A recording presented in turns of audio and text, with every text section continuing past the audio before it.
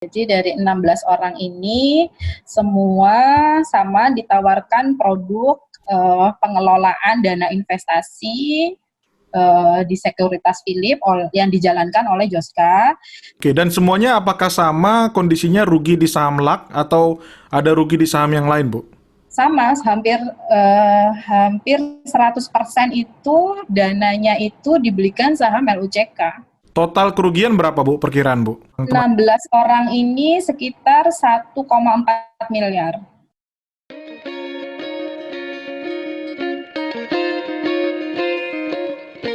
Halo para penonton Tagar TV, terima kasih untuk setia bersama dengan kami mengikuti bincang-bincang bersama dengan berbagai narasumber dengan topik-topik yang biasanya memang trending dan banyak dibahas di internet maupun di media sosial. Nah, kali ini kita akan membahas satu topik yang lagi hangat, terutama di Twitter sempat trending juga, yaitu mengenai kekecewaan dari beberapa nasabah Joska Financial Indonesia. Mereka mengklaim sebagai independent financial advisor, jadi seperti penasihat keuangan yang independen. Namun ternyata beberapa orang menyatakan mengalami kerugian yang cukup besar untuk masing-masing orang, dan kali ini memiliki kesempatan yang baik sekali atas kesediaan dari salah seorang jadi teman-teman sudah punya grup yang mewakili para nasabah atau klien dari Joska yang merasa dirugikan. Halo, apa kabar Mbak Mita? Halo Mbak Mita. Iya, maaf terputus. Ya, Mbak Mita adalah seorang karyawan di bagian legal di salah satu perusahaan swasta.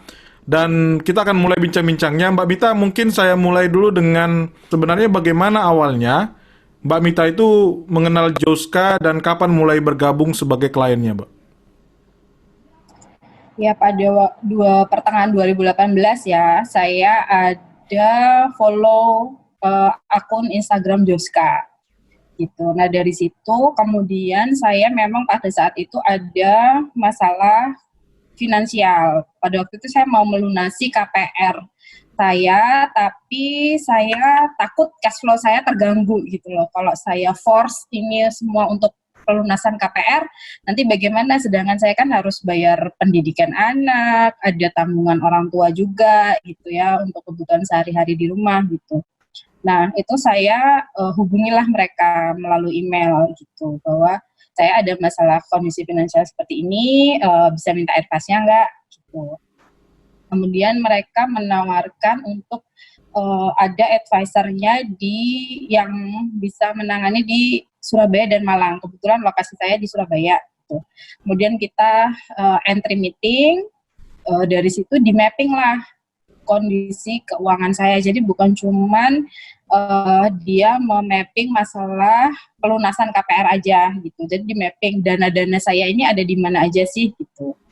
Terus di situ dia sampaikan bahwa dana saya yang di reksadana itu kurang maksimal gitu, karena reksadana itu dia memotong fee terlalu besar si manajer investasinya. Lebih baik, nah di situ diperkenalkan lah ada produk Joska gitu, produk Joska yang bisa mengelola dana investasi untuk nanti ditradingkan saham begitu. Nanti dijanjikan bahwa fee-nya tidak akan sebesar di reksadana. Nanti bisa dibandingkan lah katanya gitu. Dan itu jangka waktunya itu adalah 1 tahun. Gitu. Jangka waktu 1 tahun di mana nanti tiap 3 bulan akan ada evaluasi katanya. Dan nanti akan dijelaskan bagaimana sih pemilihan sahamnya yang mau dibeli gitu. Kemudian karena saya biasa berinvestasi di reksadana, maka saya tidak memeriksa portofolio saya setiap hari. Gitu. Tahu-tahu saya itu udah dapat notif di email bahwa dari akun waktu itu sekuritasnya adalah Philip ya. Dari akun Philip saya itu ada transaksi beli dan jual saham gitu. Nah itu saya pertanyakan lah ke advisor saya kan dari Joska, loh ini bukan saya ya yang ngejalanin, bukannya saya dapat advice, ini loh besok saham ini ya gitu. Oh enggak Bu, ini kita yang menjalankan, dia bilang gitu. Padahal saya tidak pernah kasih username, tidak pernah kasih password akun saya itu, tapi bisa gitu mereka menjalankan. Saya ganti pun akun password dan username saya, mereka masih bisa menjalankan. Gitu. Saya nggak ngerti mereka pakai jalur apa ini ya gitu. Nah kemudian pada yang dijanjikan itu 3 bulan itu tiap 3 bulan kan nanti akan ada evaluasi katanya. Nah nggak pernah ada evaluasi tuh. Terus saya dihubungi sama advisernya. Selalu kalau menghubungi itu per telepon. Dia nggak mau ada tertulis gitu, walaupun cuma WA dia nggak mau. Dia selalu telepon.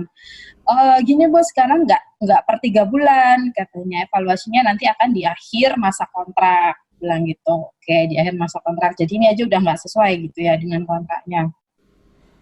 Nah, kemudian kalau yang financial plan, kan kontraknya ada 2 ya tadi. Mohon maaf saya mundur. Jadi kalau yang financial planner sudah oke, sudah beres gitu ya. Kebutuhan saya sudah dijalankan dengan baik untuk financial planner-nya. Tapi dari produknya yang dia tawarkan ini, nah ini yang berjalannya nggak sesuai gitu dengan janji-janjinya di awal. Nah, di situ di akhir masa kontrak itu kalau nggak salah Oktober 2019, nah posisi portofolionya itu minus sampai mungkin 60-70% ya, jadi tidak bisa di closing pada saat itu. Dia menjanjikan nanti akan di recovery kok portofolionya ini. Ibu sabar ya gitu. Karena saya juga nggak memperhatikan tiap hari ya portofolio saya itu.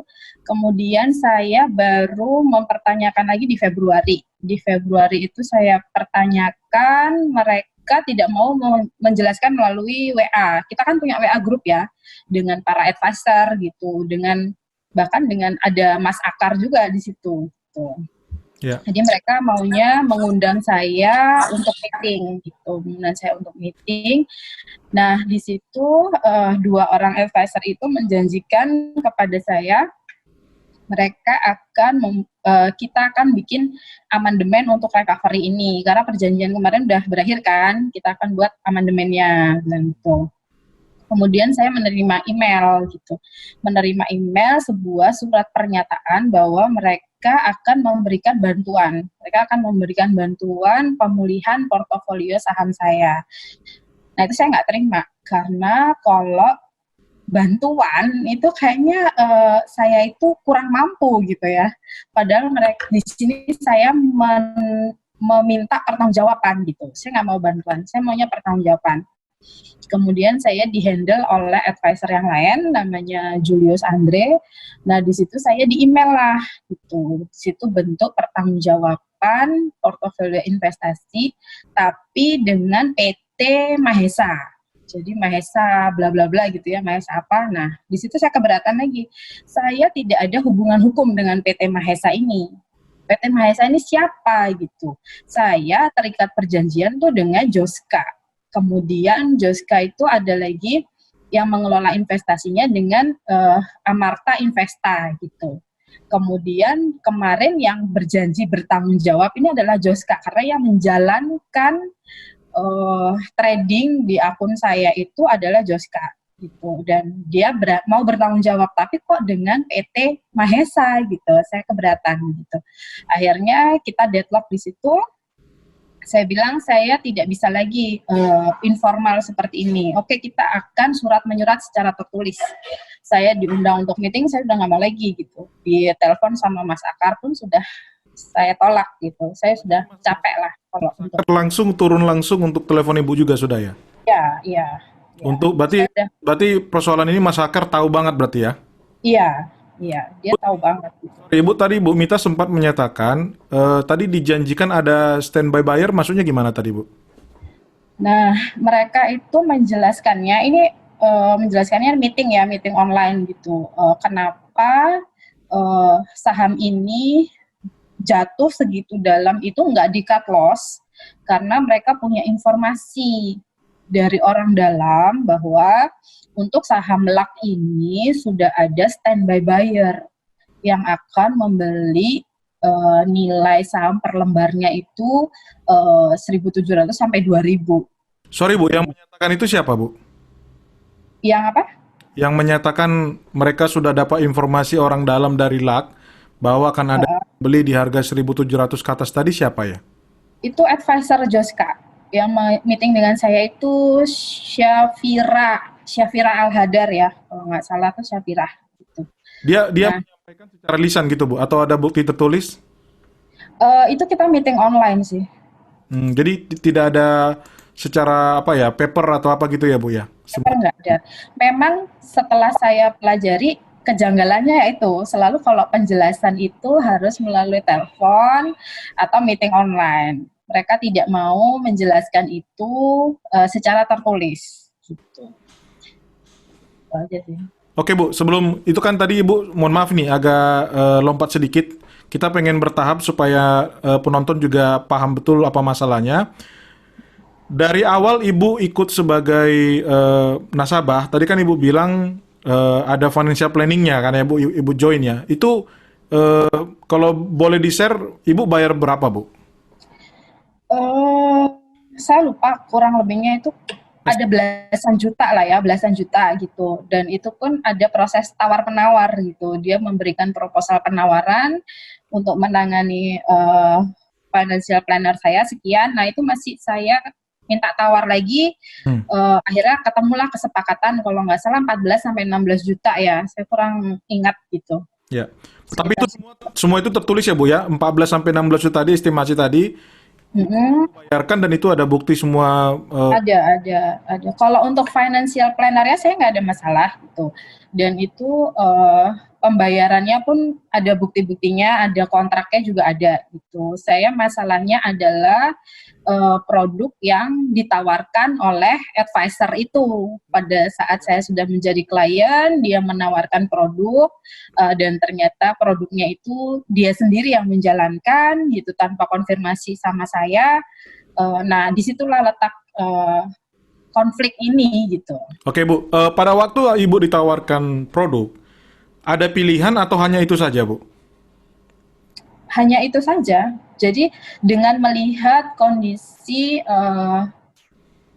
portofolio investasi saya, nah dibilang nggak tepat lah kalau saya letakkan di reksadana saham gitu, akan lebih bagus dan maksimal kalau dikelola oleh mereka melalui produknya itu. Oke, berarti mereka menawarkan, nah untuk jasa itu, berarti kan kontrak yang berbeda dengan financial planning yang tadi ya Bu ya, yang 16 juta. Itu Ibu bayar berapa Bu? Kalau itu dia klausulnya adalah persentase dari net profit yang didapatkan. Artinya kalau Ibu sekarang posisinya minus 60-70%, mereka tidak dapatkan fee apapun? Iya. Oke. Dan ini sudah berlangsung sampai berapa lama Bu? Setahun ya? Seharusnya itu berakhir di Oktober 2019 itu setahun gitu ya. Harusnya berakhir di situ. Tapi ini berarti udah setahun lebih dari masa berakhir ya. Jadi ada tanda tangan kontrak untuk jasa ini ya Bu ya? Iya ada. Nah pada waktu apa saham yang dibelikan segala macam itu Ibu ada review atau ada diskusi nggak dengan Ibu? Nggak ada. Saya tahu-tahu dapat notifikasi di email gitu. Bahwa dari akun saya itu hari ini, kan notifikasi itu pasti malam ya saya dapatkan gitu. Setelah pasar itu tutup. Gitu. Nah setelah pasar tutup saya dapat email bahwa hari ini tuh ada trading ini gitu. Dan itu yang saya pertanyakan ke advisor saya, kenapa kok ada trading ini? Kok nggak konfirmasi dulu? Gitu. Ternyata dijawab, iya, memang begitu sistemnya. Jadi kami yang menjalankan, dia bilang gitu. Kami ada kontrak khusus dengan sekuritas Philip, makanya kami bisa menjalankan langsung. Oke, Bu, saham apa saja yang sempat sudah Ibu lihat di notifikasi Bu? Apa-apa aja sahamnya Bu? Dulu waktu awal itu seingat saya BMRI, TLKM gitu. Baru mungkin LAK itu ya, baru LAK itu IPO baru di belikanlah itu lak gitu. Tapi belum sepenuhnya gitu, belum sepenuhnya. Jadi mereka beli lak itu bertahap dari mulai harga 500-an sampai 1.700 sekian, sampai 2.000 mungkin ada ya yang dia beli itu. Jadi kerugian Ibu itu kalau yang BMRI sama Telkom tidak rugi sebenarnya gitu. Tapi yang Itu udah dijual semua sama mereka, udah dijual semua, akhirnya semuanya dibelikan lak. oh LUCK itu. jadi BMRI sama Telkom itu menguntungkan dijual semua.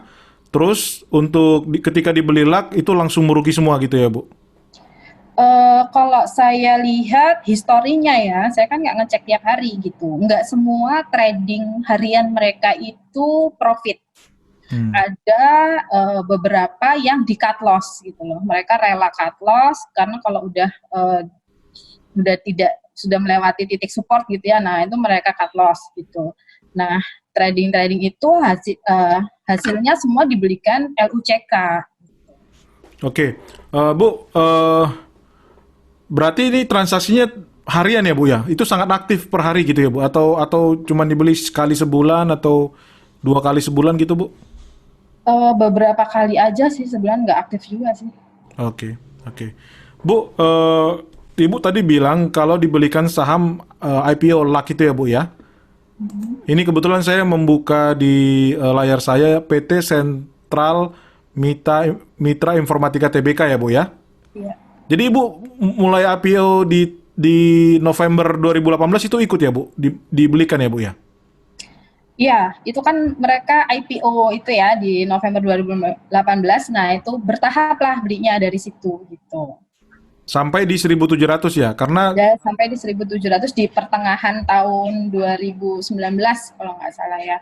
ya betul Bu, ini Juni itu harganya sekitar 1.700 dan paling tinggi itu 2.050 di sekitar Juli ya Bu ya? Ya, Sampai kalau Ibu sampai minus 60%, 70% artinya kemungkinan Ibu lebih banyak porsinya dibelikan di sudah tinggi ya Bu ya, di harga 1.700 iya, iya benar. sampai akhirnya habis ya Bu, habis dana Ibu baru kemudian turun kan, memang kan dari sisi kalau kita lihat grafik harganya ini dari 2050 kan dia turun sampai bahkan pernah ke Rp400 ini ya, 300. Iya, Nah di situ posisinya Ibu yang minus sekali ya berarti ya. iya. Jadi sekarang tidak ada lagi dana yang tersisa yang bisa dibelikan gitu Bu. Nggak ada, semuanya di saham LAK, saham LUCK itu. Oke, pada waktu Ibu komunikasi dengan Pak Akyar, apa yang disampaikan Pak Akyar? Kalau yang disampaikan melalui WA, pada waktu itu saya sudah nggak mau lagi komunikasi telepon ataupun meeting online ya. Saya mau semuanya tertulis walaupun WA. Nah, beliau mau WA akan mempertanggungjawabkan gitu. Intinya itu akan mempertanggungjawabkan. Beliau baru dapat laporan dari anak-anak buahnya gitu ya. Beliau mengatakan bahwa saya baru dapat laporan pagi ini nih. Saya akan langsung follow up nih. Saya akan hari ini juga saya akan meeting nih sama tim saya. Nah, sih itu. Itu bulan apa Bu disampaikan begitu? Itu mungkin sebentar ya, saya cek dulu. Itu mungkin baru 2 bulan yang lalu ya, sebulan sebelum saya mengirim somasi sih. Oh Ibu sudah sempat ini ya ngirim somasi juga ya Bu ya? Iya, karena apa yang saya minta bentuk pertanggungjawabannya itu kan mereka tidak bisa penuhi gitu ya. Mereka membuat draft sesuai yang mereka mau gitu. Nah di situ saya rasa nggak ada titik temu lagi nih untuk menyelesaikan masalah ini gitu. Pun saya lihat mereka tidak ada itikat baik gitu. Bu, sorry, saya potong Bu. Berarti Oke. Pak Akyar itu baru tahu kejadian ini 2 bulan yang lalu? Sebentar, ini saya baca dulu ya historinya. Ya. Pak ini beliau baru tahu itu sekitar bulan Mei. Bulan Mei katanya dia baru tahu ada permasalahan ini, ada masalah dengan saya sebagai klien Joska. Sementara Ibu minusnya 60-70% itu udah mulai apa? Desember 2019. Saya bukan mempersalahkan minus plusnya ya, tadinya kontrak itu berakhir di Oktober 2019, harusnya udah diserah terimakan dong ke saya gitu. Oh, Itu jadi aja sih. Jadi Oktober sampai bulan 5, 7 bulan ya Pak Akyar tidak pernah diupdate oleh timnya berarti ya? ada. Oke. Saya cuma disuruh menunggu gitu. Saya nggak ngerti nunggu sampai kapan gitu, menunggu apa. Itu saya butuh kejelasannya sih di situ. Nah, akhirnya Ibu dijanjikan apa Bu untuk pertanggungjawaban dari Pak Akyar? Dijanjikan akan mengembalikan portofolio saya sesuai nilai modal yang saya setor. Oke, dikembalikan dengan cara apa maksudnya Bu? Dengan cara mereka mengelola akun portofolio itu tadi, akun saham saya itu. Oh, jadi bukan dikembalikan dalam bentuk dana, tapi gimana caranya supaya performa bisa naik ke modal yang di awal ya Bu ya? Iya. Yang merasa dirugikan oleh Joska dengan kondisi yang kurang lebih sama dengan Bu Mita. Kemarin itu kami sudah terkumpul 16 orang, Pak Yosi. Jadi dari 16 orang ini semua sama ditawarkan produk pengelolaan dana investasi di Sekuritas Philip yang dijalankan oleh Joska. Itu ada 16 orang. Oke, dan semuanya apakah sama kondisinya rugi di saham LAK atau ada rugi di saham yang lain, Bu? Sama, hampir 100% itu dananya itu dibelikan saham LUCK. Oke, total kerugian berapa Bu perkiraan Bu? Dari Dari 16 16 orang ini sekitar 1,4 miliar. Jadi itu minus dari modal awal ya Bu ya? Jadi kalau saham ini kan sebelum kita jual itu namanya belum rugi kan, kita baru lihat portofolio aja. Nah, nilai modal yang kita setorkan ke RDI yang kemudian dikelola oleh Joska ini itu 1,4 miliar. Oke, berarti sekarang istilah itu disebut potensial loss lah ya Bu? Iya, potensial. Klien ataupun nasabah yang merasa dirugikan, sebenarnya kontraknya sudah putus, tapi yaitu posisinya semua di saham LAK yang masih mengalami potensial loss ya Bu ya? Iya. Oke, jadi semuanya masih memegang saham itu ya Bu?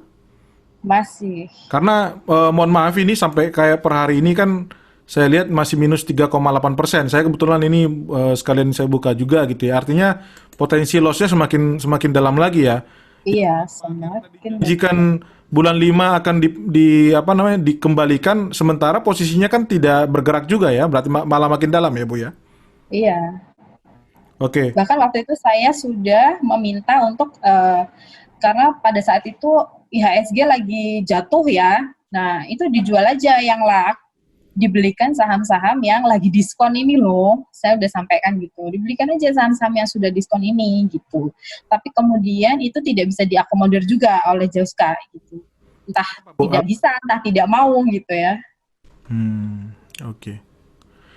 Oke, Bu, teman-teman sekarang yang 16 orang dalam satu grup komunikasi ini, apakah ada rencana untuk melaporkan hal ini ke pihak yang berwenang, misalkan? Iya. Kami sudah didampingi oleh lawyer gitu. Kami sudah punya langkah-langkah hukum gitu. Pertama mungkin lapor OJK, kemudian kita juga akan laporkan ini secara pidana karena mereka sudah mengelola akun-akun saham kami ini tanpa konfirmasi terlebih dahulu itu sih. Oke, Bu, kenapa baru sekarang ada keberanian untuk menyampaikan ini kan awalnya di media sosial, di Twitter ya Bu? Iya, karena kami ini kan tidak saling kenal ya, para klien itu tidak saling kenal. Saya tuh posisi tidak di ibu kota gitu ya, terus terpencar-pencar lah. Nah, kalau saya sendiri itu memang sudah sampai tahap somasi gitu ya, kemudian nanti akan mengambil langkah-langkah selanjutnya. Kebetulan ada yang menyuarakan ini melalui media dan media sosial.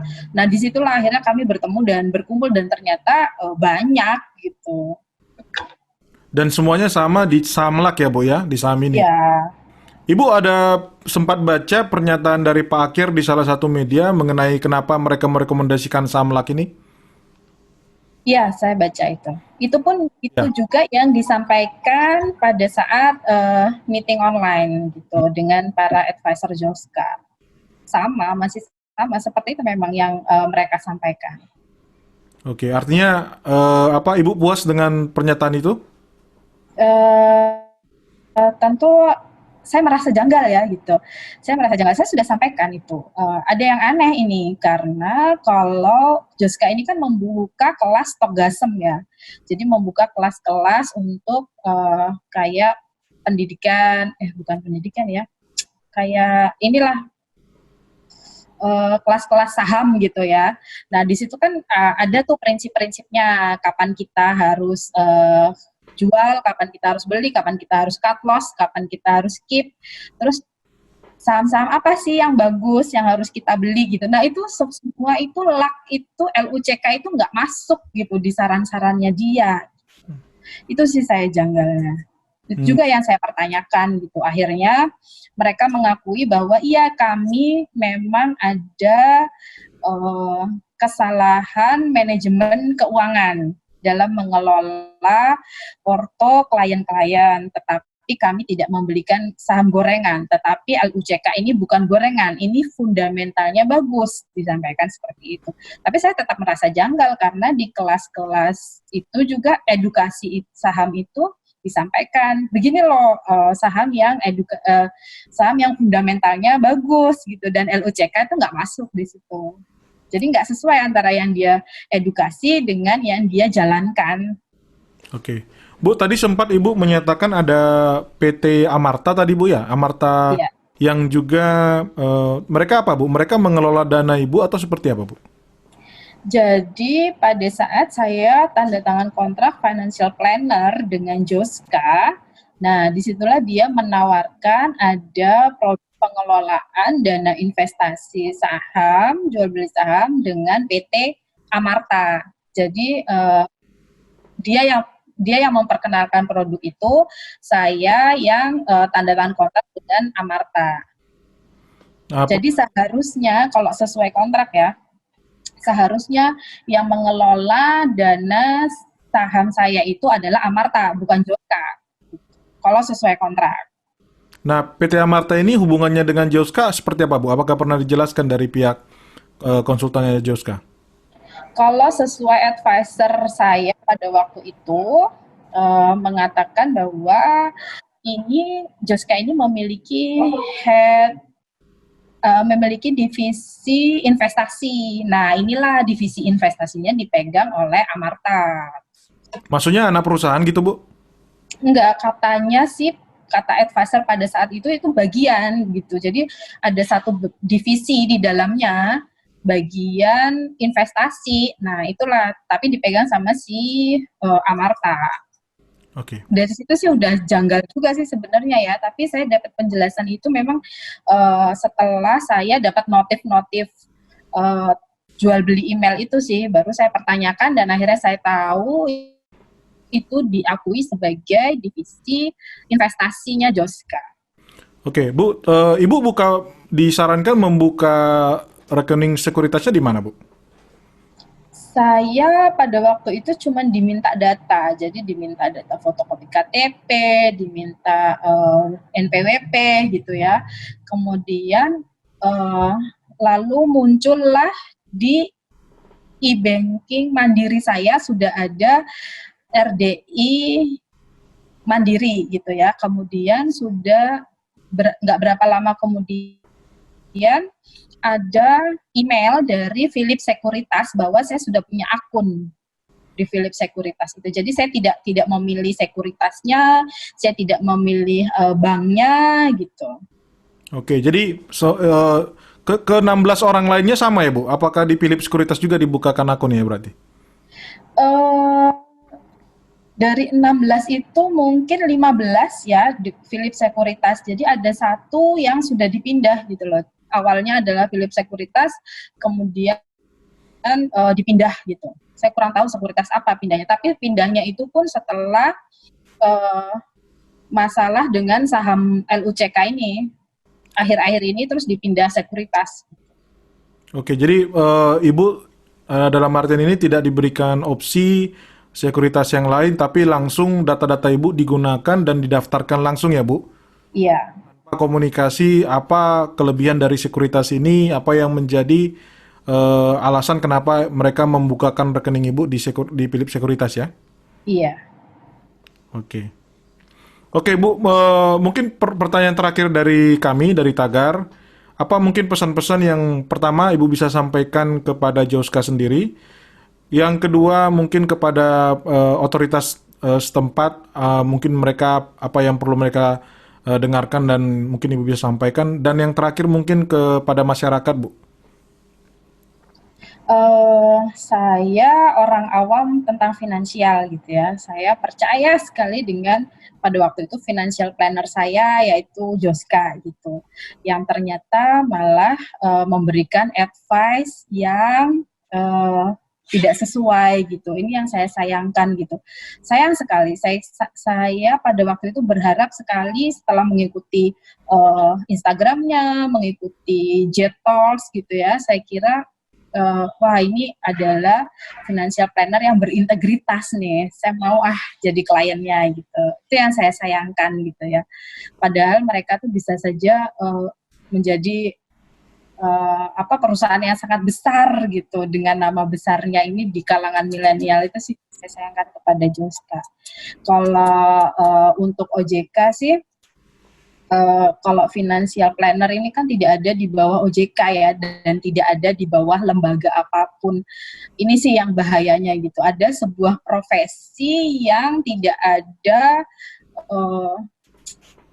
tidak ada aturannya gitu. Nah, ini tolonglah yang seperti ini nih dibuatlah payung hukumnya gitu. Oke. Itu dia Bu, terima kasih sekali untuk waktu dan kesediaan dari Bu Mita. Demikian diskusi kami dari Tagar TV bersama dengan Bu Mita Lengganasari. Beliau adalah salah satu nasabah dari Joska yang merasa dirugikan dengan pelayanan dari Joska. Sampai ketemu lagi, salam investasi.